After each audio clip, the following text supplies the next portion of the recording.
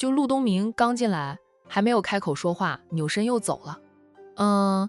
海童看得莫名其妙的，陆东明这是什么意思啊？退缩了，还是看到他在场，所以不敢进来？在海童猜测着陆东明转身就走是什么意思时，陆东明很快又进来了。他手里多了一束花，原来他忘记拿花束了。海童恍然，他看着姐姐呢，却见姐姐面不改色的淡定得很。由于时间还早呢，店里除了海童也还没有其他客人。2名店员呢都坐在一旁吃着他们的早餐。这看到有人进来，2名店员想起身招待的，见是去而复返的陆东明，2个人又坐了下来，继续吃着他们的早餐。陆东明对海玲的追求是明晃晃的了，就算店员想装糊涂都不行。海玲，陆东明抱着花束走过来。海童这么早？他朝海童打了声招呼。海童说道：我好久没有吃我姐店里的招牌早餐了，特别想吃，就早早过来吃了呀。哇，陆总也好早啊，才7点呢。他家那头狼在他出门时都还在睡呢。他出门前特意在床头柜台上留下了一张字条给那头狼，免得他醒来没看到他又发脾气。怪他不等他醒来，怪他忽略了他这个老公。以后还是要多花点时间关心关心老公，否则他的腰承受不起。我往常也差不多是这个点到的。陆东明答道，又问了句：洋洋呢？洋洋在我家，等会儿阿七会送他去上课的。海玲重新打理着任你时，每天早早就起来，带着洋洋也不方便。小家伙现在晚上是住到小姨家里去的，早上再由阿七送去上课。陆东明哦了一声，这才把花束递到海玲的面前，黑眸灼灼地锁着海玲的身影，说道：海玲，这束花送给你吧。海玲站起来，坦然地迎着陆东明炽烈的注视，婉拒着陆东明送的花束。谢谢陆总，我不喜欢花束。陆总吃什么早餐，我给你做去吧。海玲拒绝收他的花束。陆东明有心理准备，他向海玲表白时，海玲也明确地告诉他，他对他是一点意思都没有的，他就做好了会一直被海玲拒绝的心理准备。我是老样子，陆东明说了句。海玲走开了，陆东明没有跟在他后面打转，而是在海童的对面坐下来，再把花束放在桌子上。海童就一直看着2人。那在陆东明坐下来后，海童才低头去吃他的早餐。战印没有陪着你过来。陆东明找着话和海童聊天，免得自己被拒花束太尴尬。他还没有起来啊，我得回书店里，就早出门了。陆东明笑了笑，哦了一声。海童看看姐姐的背影，压低声音问着陆东明：这么早？哎，花店都没有开门，这束花是陆总在你家里带过来的吧？陆东明嗯了一声，是我把院子里能捡的花朵都捡了，自己包扎成一束花的。难怪。海童瞄了那束花2眼，那花束是各种花绑成一束的，并不单单是玫瑰花啊。平时的陆东明是个大老粗，他的别墅里虽然也有花草树木，但他从来没有那个心思去欣赏，都是管家安排着人买回来摆放着增添几分意境的，故而并不都是玫瑰花。他把整个别墅里花了的花都剪下来了，才凑成这么一束花。管家知道陆东明把别墅里所有盛放的花都剪了，颇是心疼，不过更多的是支持他们4少追妻。管家决定去油油山庄的花田里买上一车的玫瑰花回来，盛在别墅里的空地上，方便他们4少剪花送给未来的4少奶奶。陆东明默了默后，小声问着海童：是不是我这束花太杂了，你姐嫌弃？不会，我姐只是不喜欢收陆总送的花而已。陆东明，那以前他和周红林一起，周红林送过花给他吗？送过呀，周红林追我妻的时候，大小礼物不知道送了多少，不过写的最多的是情书，毕竟他们那时候还在学校里。然后就是请着我姐去看电影，就吃各种小吃食。姐妹俩相依为命。周鸿林追求海玲的时候，海彤是个见证人，他见证了周鸿林和海玲的相知、相识、相爱，从恋人成为夫妻，再到成为陌路人。陆东明顿时觉得自己做的太少了，都不如渣男周鸿林呢。海彤，谢谢你给我提供了方法。海彤，我可没有给你提供方法，我是站在我姐这一边的，不管我姐如何决定，我都支持我姐。陆总别想从我这里入手。陆东明笑笑，你是海玲的妹妹，她最重要的人，我不会利用你，只会把你当妹妹来疼爱着。以后战印若是欺负你，你就跟我说，我帮你讨公道。海彤想说他真不是战印对手的，话到嘴边又咽了回去。海玲很快煮好了陆东明的早餐给端过来。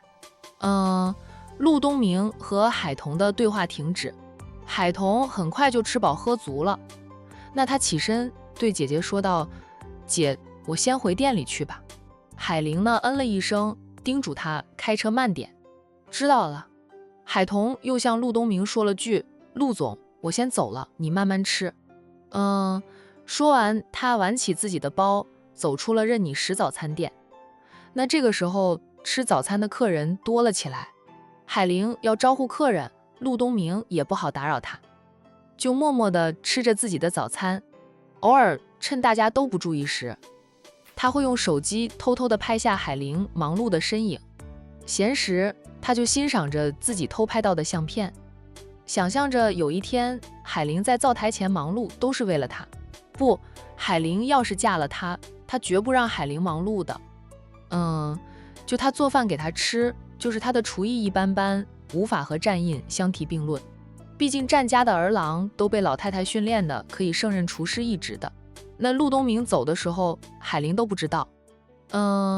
早餐钱呢，他是放在桌子上的，那束花他则放到了收银台上。海玲没有注意到他的离开，那自然也不知道他把花束放在了收银台上。出了早餐店的陆东明都还扭头看着忙碌的海玲片刻，才恋恋不舍地上车回公司去。海彤忙到9点多，随着吃早餐的人越来越少，他才能闲下来。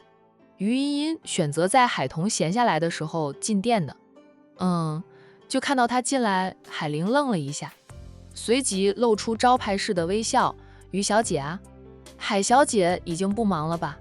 现在不忙了，准备收拾收拾就可以下班。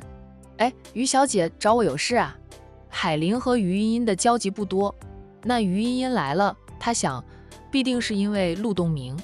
也没啥事，我去陆氏集团和陆四哥签了合同，路过这里便进来看看。最近生意好吧？海玲笑笑，还行，店租人工钱还是能赚到的。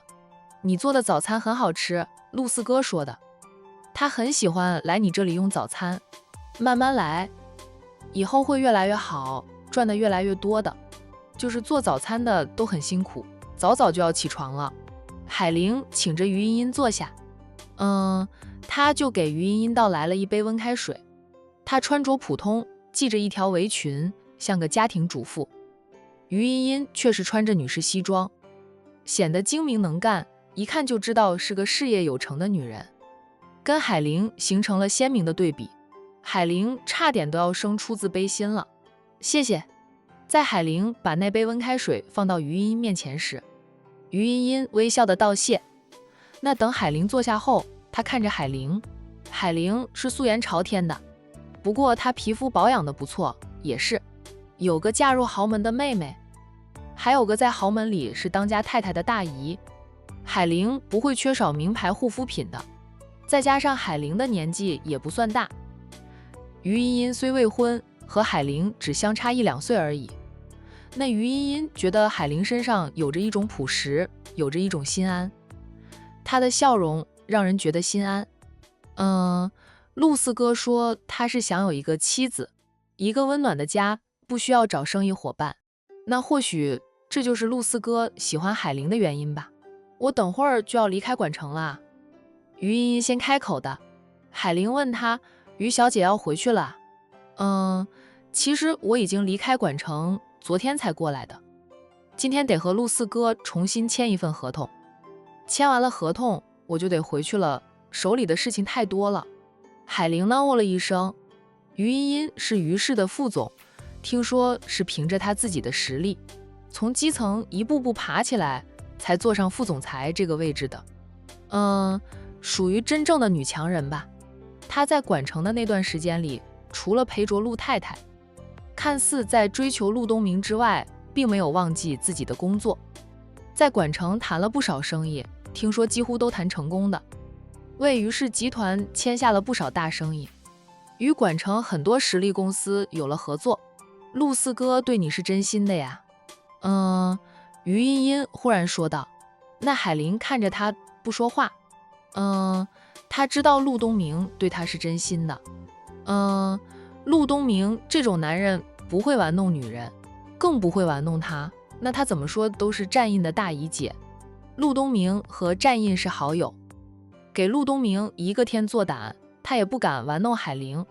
阿姨不能接受你，其实不是你不好，阿姨不过陆四哥很坚持。海玲，你是个好女人，虽说过去在婚姻上栽过跟斗，并不是所有男人都渣的，如果你愿意，一定要考虑考虑陆四哥。我这么高傲的人都觉得陆四哥不错，他是真的不错，可惜他眼里只有你。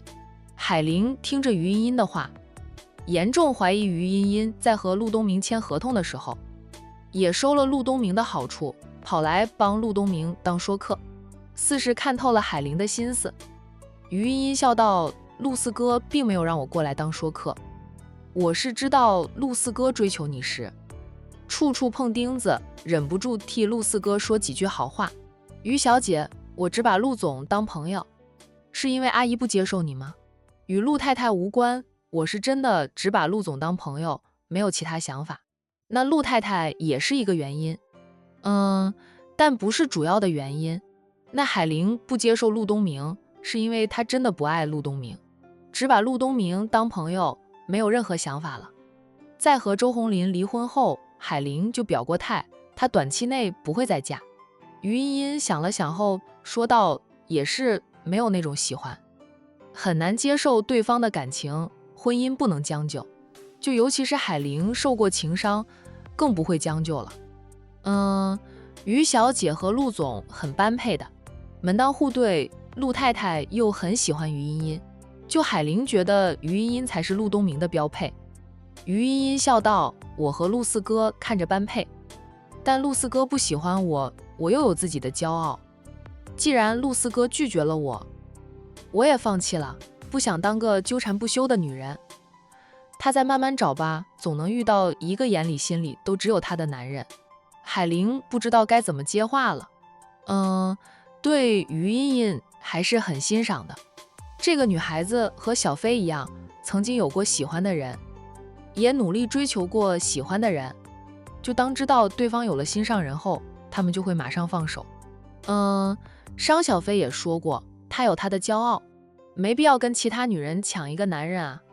放下了战印的商小飞，如今已经迎来了真正属于她的爱情，那居然对商小飞展开了热烈的追求呢，就不管商家人是什么态度，居然都不放弃。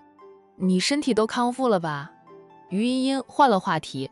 海玲向她道谢，恢复得很好，就是劳累后手臂会泛酸，伤口隐隐有点痛，然后呢就会使不上力来。海小姐还是不要太劳累，身体最重要。海玲嗯着，我会的，若是觉得不舒服了，我就会停下来休息。好在她只是做早餐生意，只需要忙一个早上就行，其余时间都可以休息了。两个人又闲聊了片刻，于茵茵掏出一张名片，递给海玲，说道，我还要赶去机场，就不和你多聊了，这是我的名片。以后若有什么事需要帮忙的，可以联系我。海玲两手接过了于茵茵的名片，并道谢。她起身送着于茵茵出去，于茵茵的车子停在外面，不是她的车子，是陆太太安排给她临时使用的，有司机在等着。海小姐，不用送了。海玲在车子前停下来，目送着于茵茵上车。司机把车开动，载着于茵茵离开，直奔机场而去。管城中学，商小飞停好了车，拿着车钥匙走进了海童的书店。那海童一个人看店，闲得无聊时，偶尔还会编织一下他的工艺品。商小飞进来的时候，他刚编织好一辆自行车。你怎么又在编这个了？不是都交给别人做了吗？别揽那么多活上身，累坏了。战印一气之下，什么都不让你干，让你天天待在家里当大少奶奶，你可别跟我们抱怨。商小飞把车钥匙往收银台上一放，人跟着在凳子上坐下来，拿过了海童刚编好的自行车，夸赞着童童。不得不说，你真的是心灵手巧，编什么都像，专门学过的呀。你喜欢什么？我有空给你做。还是别了吧，我怕战印知道了。用那冷冰冰的眼神瞪着我。我要是有喜欢的，就在你的店里买变形，还能为你的营业额做贡献。说着呢，他放下了那辆编织的自行车。那商小飞来了，海童呢便不再编织工艺品，把工具都收了起来。然后呢，给商小飞倒来了一杯温开水，再洗了几样水果端出来。童童，我跟你商量件事。商小飞边吃着水果边说道。什么事？我们投资的菜场逐渐步入正轨，我觉得我们该成立一家公司，咱们几个都得有自己的办公室，然后再请几个对种植蔬菜瓜果都非常有经验的当主管，替我们打理着所有菜场，还要请几个职业经理人帮我们谈生意。咱们自己谈大生意，那小生意就交给职业经理人了。海童想了想，说道：你这个建议不错，在我老家那边要设一个办公点，毕竟我们的菜场都是在那边，距离太远的话，管理人员也不好管理。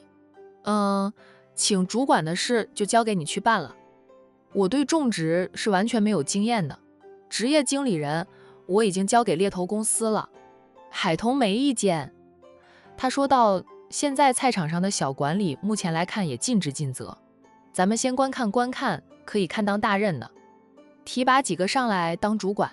另外，你有没有考虑再扩大？我老家那个镇管着很多村子的，我们现在只承包了几个村子的田地种菜，要是扩大的话，我们再跑几个村子看看，多承包一点。那既然要成立蔬菜公司，就他们现在拥有的菜场呢，还不够大。商小飞笑道：咱俩不亏是姐妹啊，我也有此意。两人是尝到了甜头，他们都谈下了不少合作商菜场的菜，分批种下的，保证每天都有蔬菜出货，并不用愁销路。商小飞一直都是过着衣来伸手饭来张口的优渥生活，花的钱却没有一分是自己赚的。现在自己能赚钱了，他大小姐就像打了鸡血似的。下周咱们再回我老家镇上看看，顺便给咱们在那里的办公点租个地方吧。我看你们镇上还有不少空地的，看看能不能买一块空地，咱们自己建个房子。虽说投资本钱大，但长期使用也是值得的。租的房子租金一路涨的话，花的钱也是差不多吧。商小飞财大气粗，不想租办公地点。海童说道：买地建房需要时间呀，我们先租个办公地点吧，就等看好了地再买地建房。也行，这件事要知会小军一声，你给他发信息还是我发信息？商小飞问着海童，不等海童回答，他又笑道：还是你发吧，你和小军的交情10多年了，就算你打扰到他和苏南度蜜月，苏南也不敢对你怎么样。海童也笑：行，我晚上打电话和他说说。看到小军天天发的朋友圈，我真是羡慕嫉妒恨呀。那商小飞说道：我也羡慕，就战印说等我们俩办了婚礼后，就他也会带我出门度蜜月啊。羡慕的话我都说腻了，我跟你们当姐妹，天天被刺激。海童笑：你的幸福也不远了呀，军武少天天都给你送花，还送情书呢。我家那位连张纸条都没有给我呢，更不要说情书了。提到军然，商小飞的笑容深了几分。不知道想到了什么，他的神色又垮了下来。我们家不同意我和君然在一起。彤彤，在你面前，我也不用遮掩。对君然，我不是没有感觉的，我们俩相处得很好，和他在一起，我是前所未有的快乐。可是我妈看到君然就黑着脸，把对君然的不喜明晃晃的摆在脸上了。亏得君然心态好，换成其他男人，可能都不敢登门了。商小飞叹着气，鉴于我家里人的态度，我现在也是乱得很，不知道要不要接受君然的感情。海童看着他说道：“大姨不同意，只有一点，就是君武少家里太远了。大姨对君武少这个人是认可的，甚至对君家都认可。我知道远是远了点儿，但君然长期在管城工作，我和他在一起，也是长留在管城的啊。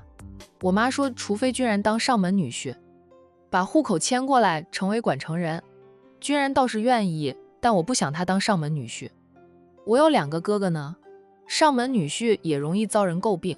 商小飞对君然有感觉，他为他考虑，他也得为他考虑，不想他为了他牺牲那么多。不着急，慢慢来，总有一天我妈会同意的啦。他不同意，我就和君然一直谈恋爱，不结婚，看我妈着急不？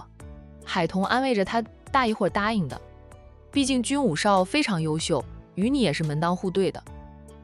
君家的男人在 A 市那是很多人想嫁的对象吧？我知道，所以我很珍惜，不想轻易放弃。以前他喜欢战印的时候，也没有人支持他，他都坚持了几年呢。如今他和君然其实就是郎有情，妹有意，难得的两情相悦，又家世相当，他更不可能就因为家里人的反对就放弃的。幸福要靠自己争取。加油，我等着喝你的喜酒。我的喜酒没那么快，倒是你的喜酒很快可以喝了。海童笑，哦，是很快了。等会有空不一起吃饭啊？君武少没有请你吃饭。海童打趣地道。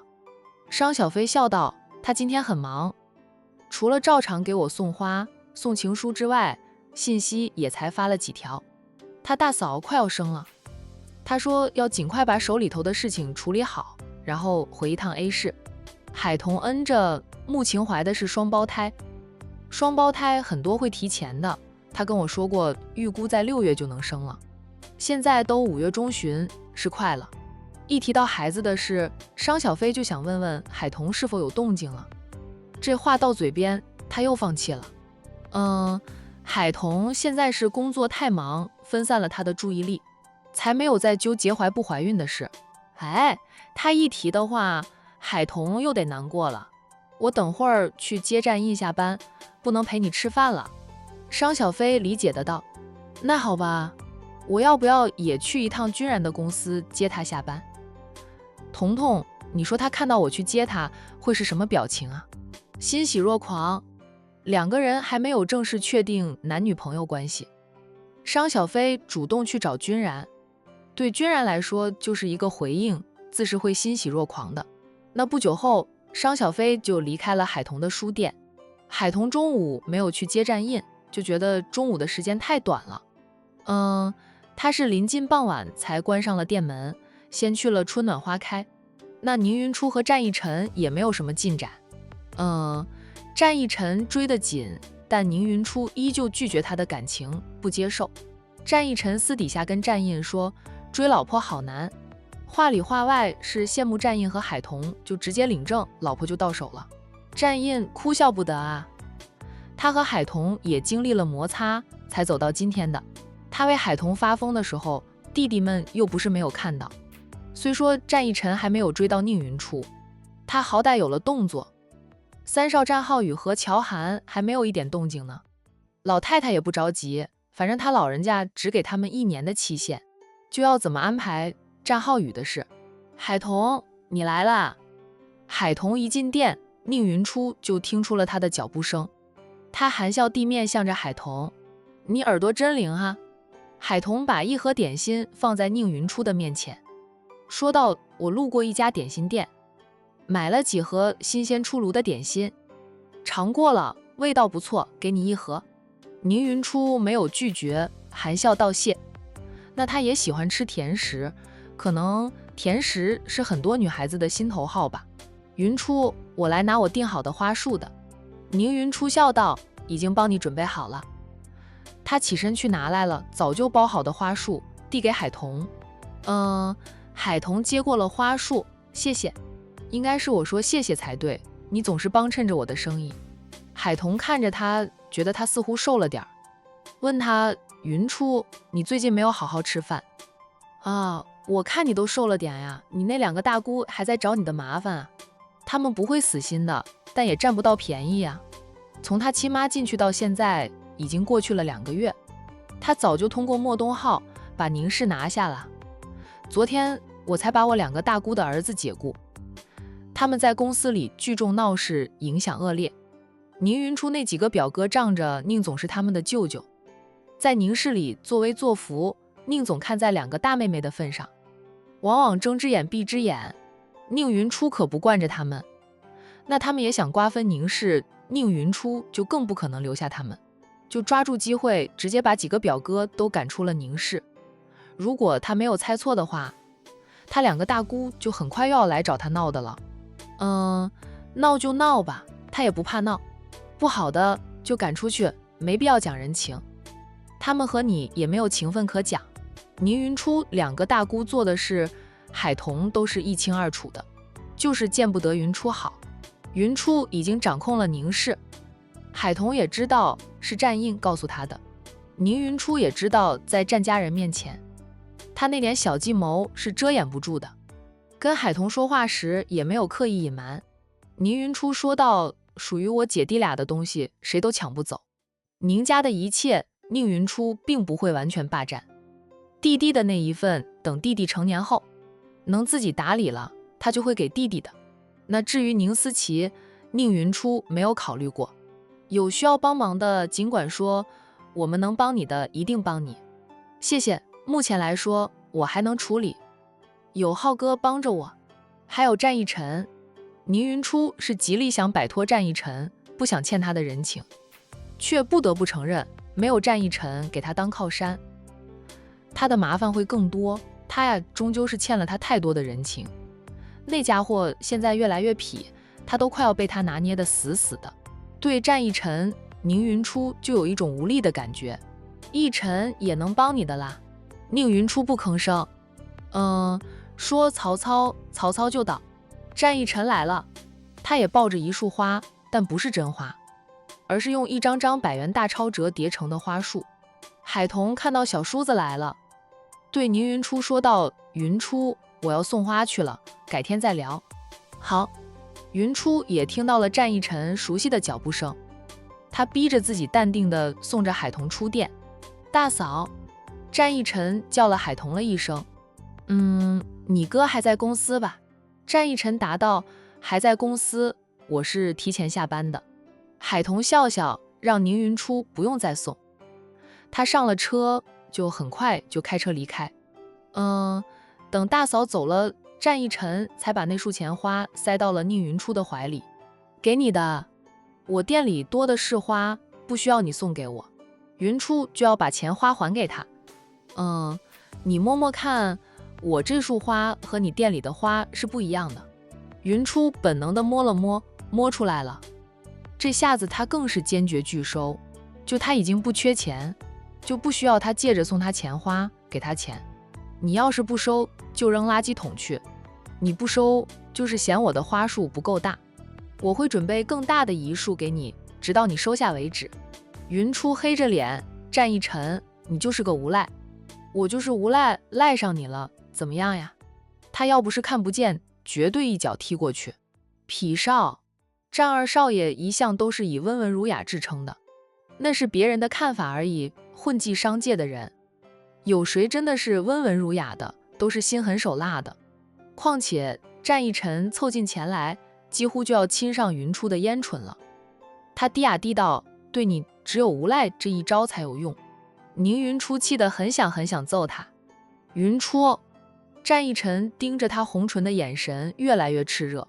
宁云初是看不见，但能感受到他的变化。就他叫他的声音变得越来越低哑。他又想占他便宜了。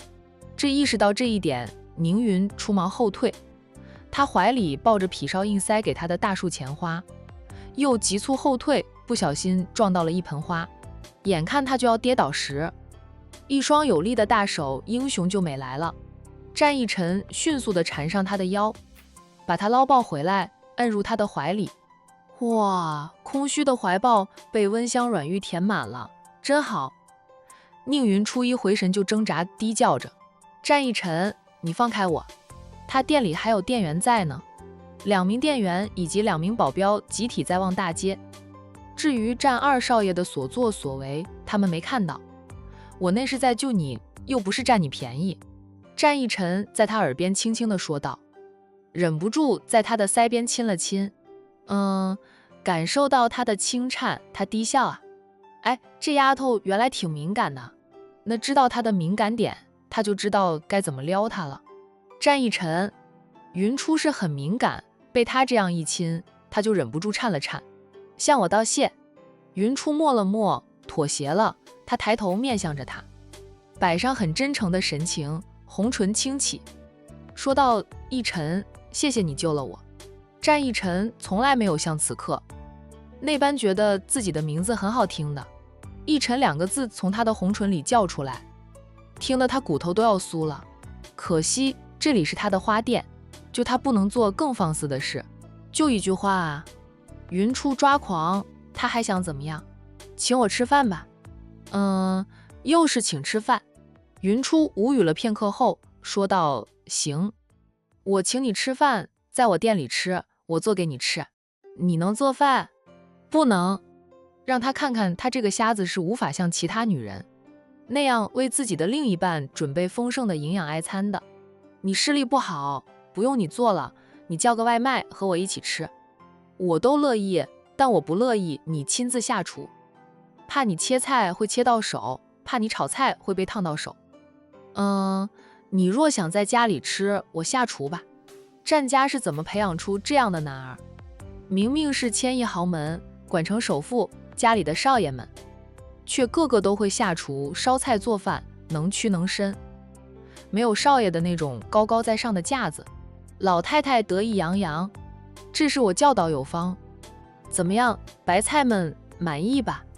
白菜团面对这么优秀的猪，他们都快没有招架之力了。战一晨最终松开了他，没办法，街上人来人往的。他脸皮又薄，要是他给他一记深吻，他肯定又逼他10天半个月的。你在这里坐着。他把他拉回到收银台前，按他坐下，我去做饭。云初愣了愣，你真做饭？他刚才就是故意那样说的，主要是想让他明白，他是个瞎子，在生活上有诸多不便。他和他在一起会被他拖累的，想让他打退堂鼓，让你尝尝我的厨艺。战一晨弯着腰，在他耳边低哑的道：“别人都说想抓住对方，就要先抓住对方的胃，我怎么就没想到这一招呢？”云初，一晨，我真的值得吗？值得。云初不说话了。这束花，你想抱着招摇过市也可以，想拆了也行，不过你别把钱退回给我，否则我会很生气的。我生气的后果，你尝过的。宁云初再次无语，就面对这个痞少，他是真的越来越没办法了。花店最里面是有个简易的小厨房，其实就是在空地方摆上一张桌子，放上个煤气灶，电饭煲就能做饭了。战一晨看了看后，并没有看到有菜。云初，你没有买菜啊？没有，他是打算叫外卖的呀。战一晨边洗米包饭边说道：“那我洗米包饭后就去附近的超市买点菜回来。那你想吃什么呀？你的工人一起吃吗？”2名店员耳朵尖，异口同声地应着：“战二少爷，我们去吃快餐，不用做我们的份了。”战一晨嗯了一声。云初的工人太识相了，生意好的话，让云初给他们加点工资吧。数分钟后，战一晨便离开了春暖花开，去买菜了。那等他买了菜回来，他吩咐2名保镖：“那你们先去吃饭吧。2名保镖恭敬的应声。那他们和2名店员一起去附近的快餐店吃饭。谁知道他们去吃饭后，战一晨在洗菜时，宁云初那几位被他炒了鱿鱼的表兄弟气势汹汹的来了。他们一行人下车后，没看到时刻跟着保护云初的战家保镖，连店员都没看到，只有云初一个人，那气焰就更加嚣张了。为首的大表哥一挥手，对兄弟们说道：“把他的花店砸了！”宁云初居然把他们都炒了鱿鱼，赶出了宁氏，就是断了他们的财路。